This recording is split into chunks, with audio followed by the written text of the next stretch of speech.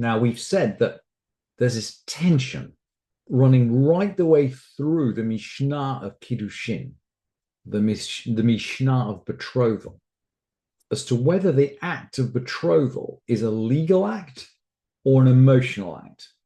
And we'll see that tension come to a head, actually, at the beginning of the second chapter, when betrothal is carried out via an agent. Because, of course, any legal act can be carried out via an agent. But then what kind of person, gets engaged via an agent? So that this tension will come to a head when we get into agency in the second chapter. But in the first chapter, the pendulum or the balance is very much in terms of the legal issues.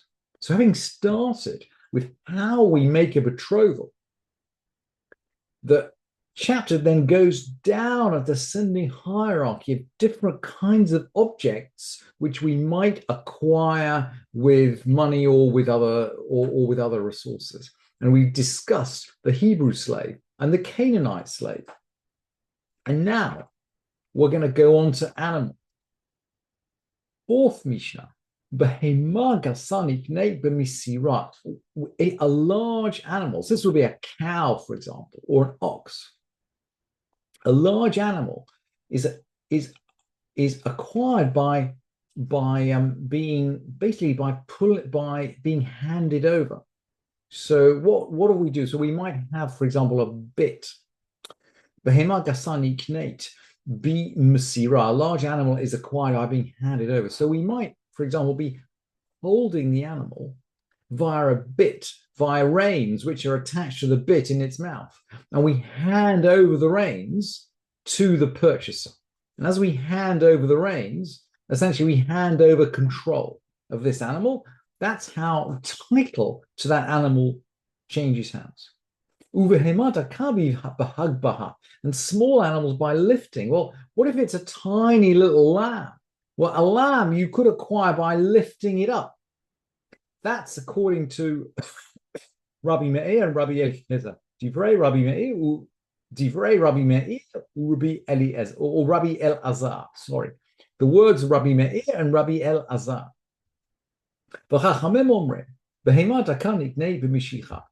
And the sages say small animals are acquired by being pulled. So there are three ways, essentially, in which we can take title over an object. We can hand it over, that's Masirah. We can lift it up, that's Hagbaha, that's Rabbi Meir and Rabbi Eliezer. And there's pulling it along.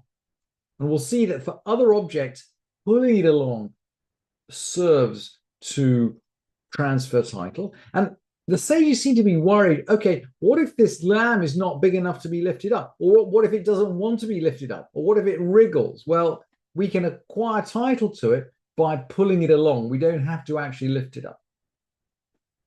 That's living property. What about, so to speak, inanimate property? Property which has security, or which can have security. And by security, we mean a legal security, a legal charge. So basically, we mean land here, property that you can take a legal charge over. And if we can take a legal charge over it, we're going to acquire it either by money, by document, or by living on it, by possessing it. This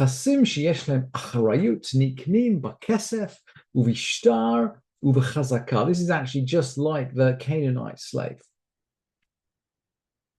By money, by a document, or by actually, well, in the case of the Canaanite slave, we learned that if he worked for us for a while, he would be assumed to be our property. But in this case, possession of land, well, let's say you fence it, or let's say you work it, you squat on it, you live on it. After a certain amount of time, you're assumed to have title over it. So that's how you acquire land.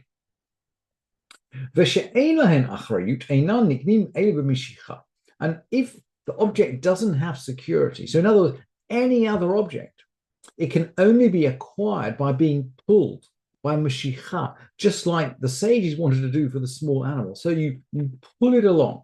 You pull it along, essentially, as soon as you put your hands on it, you have title over it. By the way, even if you haven't paid for it, This is really interesting. So if you acquire land by money, as soon as you hand over the money, even if it's not the full purchase price, you take title over that piece of land.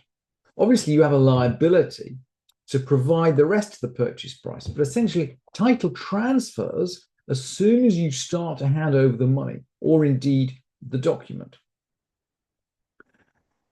Land, an object without security, so a movable object, is acquired when the purchaser kind of pulls it along, even if the purchaser hasn't yet paid for it.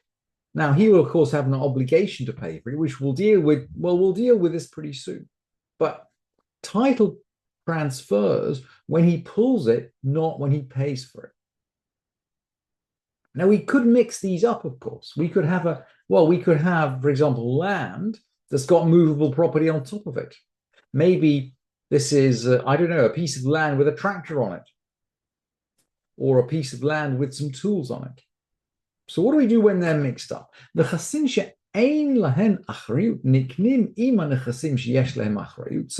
property which doesn't have security, in other words, movable property, can be acquired with property that does have security.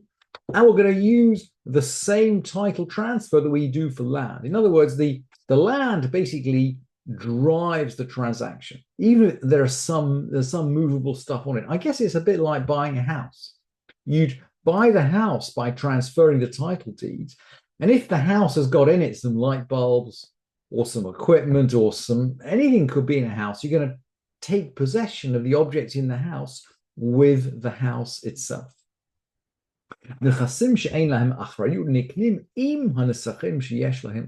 So property that doesn't have security is acquired with property that does have security. Same methods,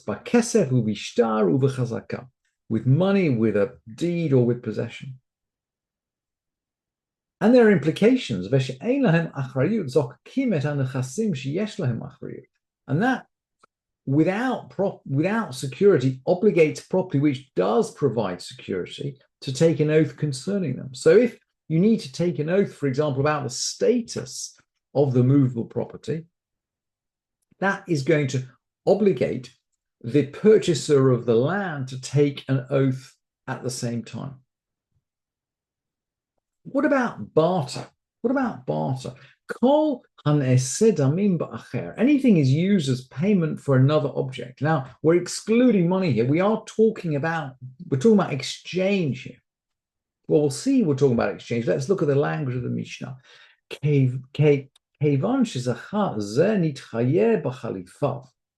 As soon as this one takes possession, or because this one takes possession, better translated, the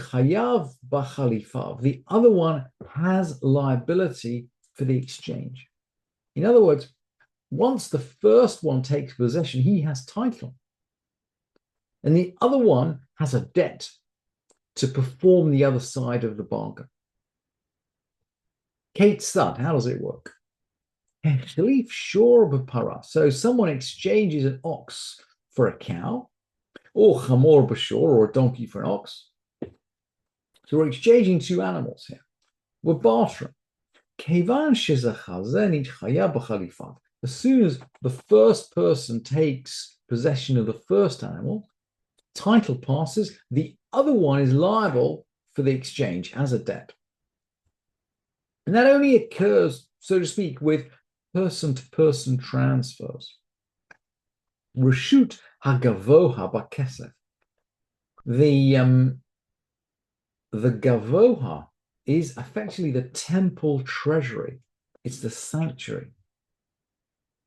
Gavoha means the high one. It's referred to as the high one. It's translated in Kahati as the sanctuary. In Sapphira as a sanctuary, and in Kahati as the temple treasury. Reshut hagavoha bakesef, reshut hediot b'chazaka. So the title of the treasury to property passes when money is exchanged. So it can pass with money, but the title of an ordinary person only passes with chazakah, with actual ownership. Amirati la gavoha, when you verbally dedicate someone to the treasury, you transfer ownership just like delivery. Ki masirati la hediot, just as if you deliver the object to an ordinary person. So title transfer with a temple is not quite the same as title transfer to an ordinary person, a hediot in the language of the Mishnah, which is of course related to the Greek word that's passed into English for idiot. And that is the end of the language which the Mishnah will use for title transfer. And then in the next Mishnah, which we'll come to after the festival, we are going to then come back into material which is a little bit more related to relationships between men and women.